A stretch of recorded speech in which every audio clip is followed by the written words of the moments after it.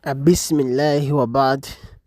Tweyongerayo nabagamba lwaki obutabo buno tugezaako okubeera nga tubusharaha olw'ensoma saawa zino eriwo nti abantu abasinga obungi tebakyafuna budde kutuula mu kiraasi,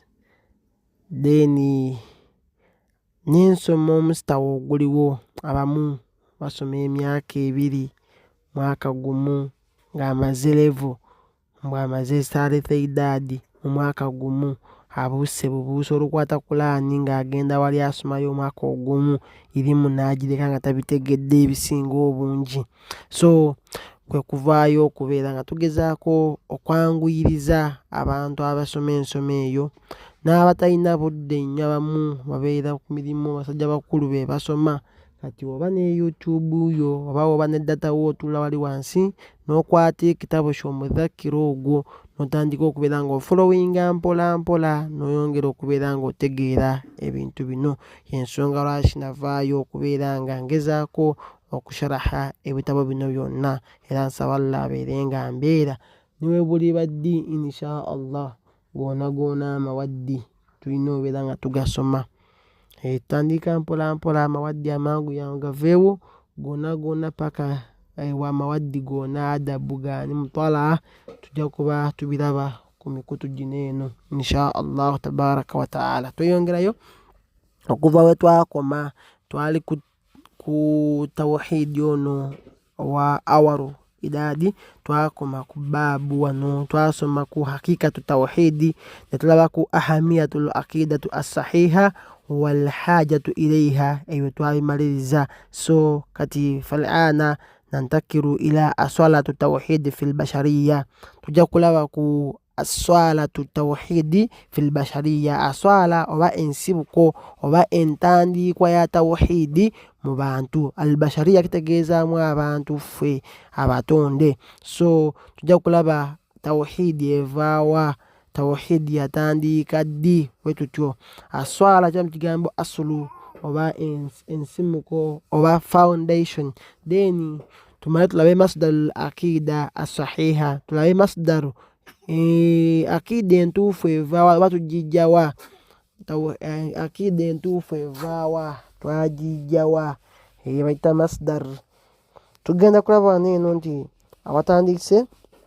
tutandise bikola akatabo ko peegi ejja kuba ya 10 wansi awo, kigambo nti aswalatu atawhidi fil bashariya, entandikwa ya tawhidi mu bantu.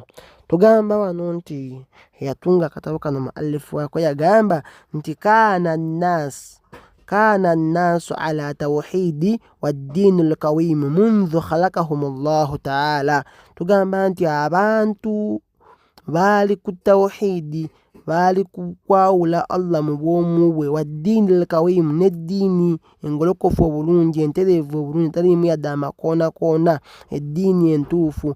Mundhu khalakahum Allahu taala, okuviira ddala Allah tabaraka wa taala we yabatonda.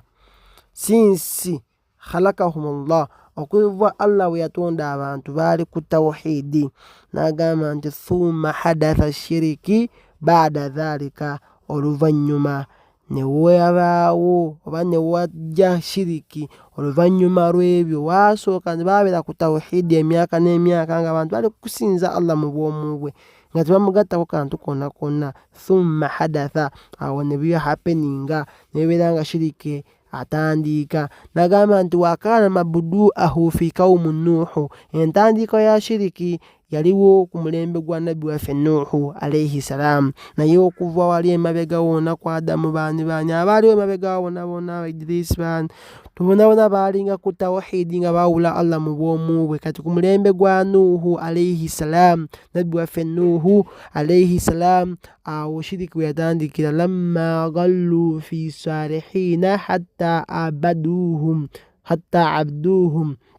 agamba nti omugo baatandika okubeera nga batuutuubya, baagulumiza, bakola guruwu fi salihina, baagulumiza abantu abalongoofu. Waliwo abaali abalongoose mabega wali eri. Kati ku mulembe gwa Nuuhu abantu bali babatandika okubeera nga babasinza, abantu abo okubeera nga babatuutuubya ne bakola ebibumbe byabwe. Olaba ogenda wali batuutuubya mutaasa kafiiru bamuteekamu n'ekibumbe kiri awo mu Kampala okiraba mu kizimbe kye. Kati ne bali batuutuubyanga abantu abo kati ng'omuntu waafa bakolamu n'ekibumbe kye. Kati bano abaddawo ku mulembe gwa Nuuhu baatuutuubya abantu abo ne batandika n'okubasinza hatta abaduuhum, ne batandika okubeera nga basinza abantu abo.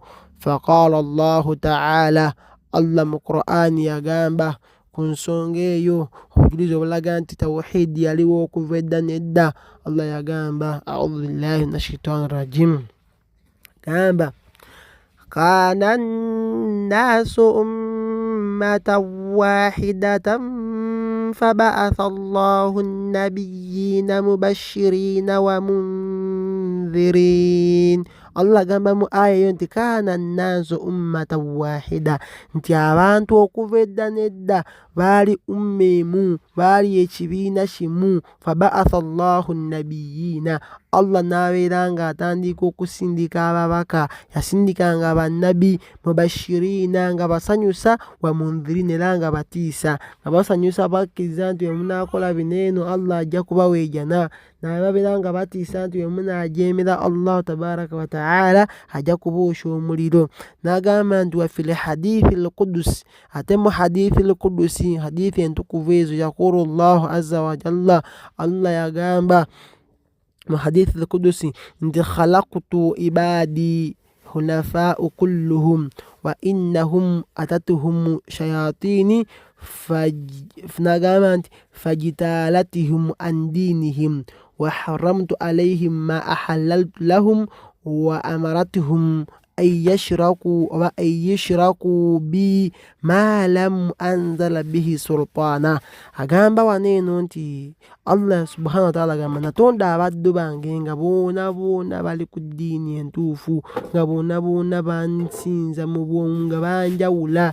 Onagamba naye Allah abantu abo shaitani yabajjira nebaawula nebakyusa nebawugula nebajja ku ddiini yaabwe gye babatonderako entuufu, nabeera nga abaharamisa, shaitani ng'ebaziyizaako ebyo Allah byabeera nga abakkiriza. Nga olaba oli bwe neddira kino neddira nte neddira kino neddira kyennyanja n'agaana okirya, naye ng'ate Allah yakimukkiriza okubeera nga akirya. Ebyo Allah byabeera nga afuula halal gye tuli ffe bennyini, shaitani naye nebeera nga etuwugula netuteekamu ebintu ebyo, kino kyeddira tokirya, kino kyeddira, nebeera nga ebifuula haraamu.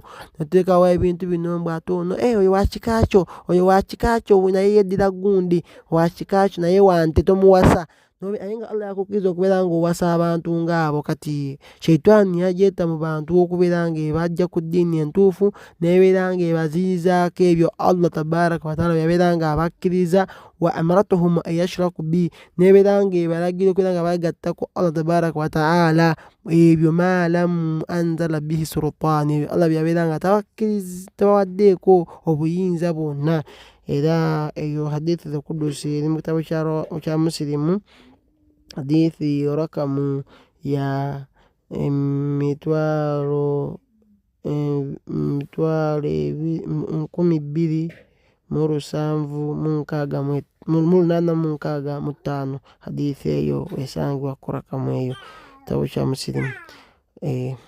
Then tuyongerayo mu maaso wano eno tuze waggulu wali, agamba nti wa ma'ana ijtalatihim ayyi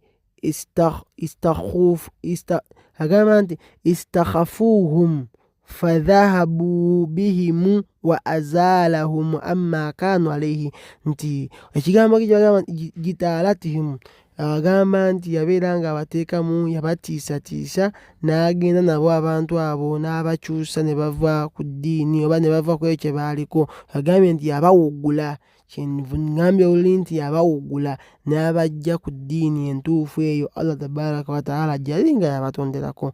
Era ku nsonga eyo waliwo hadithi ya Ibn Abbas agamba nti waqala Ibn Abbas radiyallahu anhuma, Ibn Abbas Abdallah oyo mutabani wa Abbas Allah bombiriri abasiime, yagamba nti kaana baina Nuhu wa Adamu 10 quruni kulluhum ala shari'ati min al-haqqi. Agamba nti wakati wa Adamu alayhi salam ne Nuhu wakati waabwe waliwo emirembe, waliwo ebyasa 10, waliwo kurun 10, waliwo ebyasa 10 oba 10 centuries, zoona ezo centuries zali wakati awo agamba nti kulluhum ala shari'ati min alhaqi, baali ku shari'a entuufu nga basinza Allah ku butuufu bw'okumusinza, nga bakola amateeka ga Allah nga bwe yagalagira mu butuufu bwago.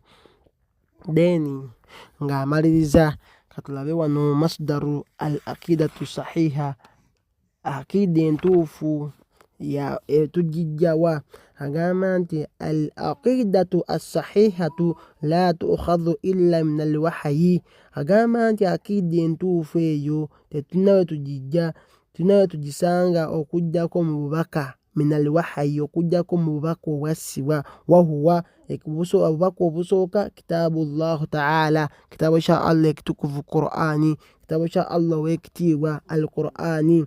Ate obubaka obwokubiri sunnatu Muhammadi sallallahu alayhi wasallama.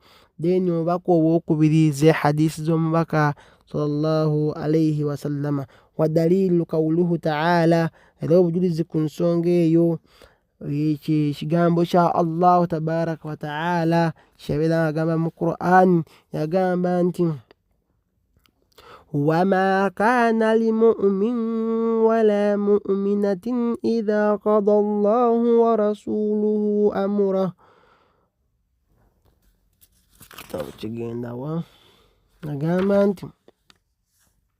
وما كان لمؤمن ولا مؤمنة, tebaali abakkiriza abasajja oba omukkiriza omusajja wadde omukkiriza omukyala idha qada Allahu wa rasulahu amra, nti nga Allah waba asazeewo ensonga yonna n'omubaka we, nga Allah n'omubaka we singa baba basazeewo ensonga yonna, yagamba nti ayyakuna lahumu al khiyara min amrihim, agamba nti wa man ya'si Allah wa rasulahu faqad dalla bina, agamba nti abakkiriza abo abatuufu be boogerako, omukkiriza omusajja omutuufu n'omukkiriza omukyala, Allah bw'aba alina kyalagidde oba ensonga yonna teyandibadde nga bateekawo okubeera nga bateekawo khiyara min amrihim, okuteekawo okubeera nga nti nabo balina okubeera nga beesalirawo nti Allah agambye bw'ati ne bw'ati, nabo bateekemu okuyiiyayiiya, abeerenga naye mu nsonga za Allah amateeka ga Allah oba amateeka ga Nabbi waffe Muhammad kyaba atugambye. Olaba abantu abasinga obungi abayiiyayiiya, Nabbi agambye ekirevu mukole bwe muti, oba empale zibeere bwe ziti, oba mwambale bwe muti, oba mukole bwe muti, khaliful mushrikiina, nga Nabbi bw'atugambye ebisinga obungi. Omukkiriza omuntu tateekawo okubeera ng'ateekawo embeera, kyemba ntegeeza, tateekawo mbeera, agamba nti wa man ya'si Allaha wa rasulahu, ate yenna ajeemera Allah tabaraka wa ta'ala n'omubaka we, faqad dalla dalalan mubiina, abeera abuze olubula olweyolefu, abeera abuze olubula olunene ennyo, abeera abuze. Katugeze omuntu agenda mu Kenya ne bamusanga ng'ali eri adda ate sayidi za Nigeria, n'ogamba kati ate ono agenda wa? Nze ngenda Kenya, kati mu mbeera bw'etyo obeera obuze olubula olwewala, kubanga wandibadde odde no mu east ate ogenda mu west, obanga abuze olubula luli olwewala, oba okusanga oyambuka Sudaani ogenda eri waggulu eri mu Egypt ng'oyinoonya Kenya gy'eri, obeera obuze olubula olwewala. Kyategeezaamu nti singa Allah aba alagidde ensonga yonna, oba omubaka we omukkiriza yenna alina kugonda, alina kugobera kuteeka mu nkola, si kuteekawo magezi kuyiiya naye mukanjiyeewo wano. Kati Nabbi agamba ati wano ndaba nga kirina kuba bwe kiti, kati gwe n'obeera ng'oteekawo endabayo oba okuyiiyayiiyaako. Agamba nti waqaala sallallahu alayhi wasallam, Nabbi agamba nti ya ayyuha nnaasu inni qad taraktu fiikum ma in itasamtum bih falan tadullu abadan kitabullah wa sunnati nabiyyihi. Agamba nti Nabbi agamba nti abange mmwe abantu mbalekedde ekintu nga singa in itasamtum, singa munabanga mukyekutteko, falan tadullu abadan, temujja kubula luberera, temujja kubeera nga mubula yadde. Kyategeezaamu nti abadan mujja kubeera nga muli balungamu singa munabanga mukyekutteko. N'agamba nti kitaaba Allah, ekisooka mbalekedde ekitabo kya Allah, singa munabanga mukyekutteko temujja kubula abadan. ate n'abagamba ekyokubiri wa sunnati muhammadin, timbalekedde ebintu nga singa munaba nga mubyekutteko mmwe mwenna temujja kubeera nga mubula. Kisooka n'agamba kitaabullah wa sunnati nabiyihi, singa mwekwata ku kitabo kya Allah ne sunna z'omnabbi n'ennabbi we. Waqaala n'agamba sallallahu alaihi wasallama faman ragaba anni sunnati falaysa minni. Nabbi yagamba mu hadithi eyo erina tugiteeka mu nsonga nyingi mu baabu nikawa eri, yagamba nti faman ragaba anni sunnati, yena n'abeera nga ava ku sunna zange, falaysa minni, aba si wa mu umma yange, aba si wa mu nze, so nti si wa mu busiraamu. Yenna yawukana ku mateeka ga nabbi waffe Muhammadi sallallahu alaihi wasallam, yenna yawukana ku sunna ze. Nabbi wabanga yawasa naawe olina okuwasa omusiraamu. Kati gwe yawukana ku nabbi waffe Muhammad kye yakola, oba tokyali mu umma ye. Nabbi wabanga teyasalanga birevu, naawe ebirevu olina obireka. Nabbi wabanga yakolanga hijja, naawe olina okubeera nga ozikola. So nabbi waffe gwe tugoberera, era mu ku ibaada mulimu okubeera nga tukola mutaaba ogwo, nga tugoberera itibai rasulu fi kulli amri. Tulina okubeera nga tugoberera nabbi waffe Muhammad mu nsonga zonna, mu mbeera yonna tumugoberera ye bugoberezi. Nabbi yakola bw'ati, naawe n'okola. Tuddamu kubuuza naye lwaki yakola bw'ati? Ate gwebeera ng'okola ki? Ng'osooka ogoberere. Barakallahu fiikum wa jazakumullahu khaira. Baabu esooka ewedde mu kitabo kyaffe kino ekya aqiida ekyawalu. Tujja kubeera nga tudda ku baabu ey'okubiri eyogera ku arkaanul imaani, empagi ez'obukkiriza.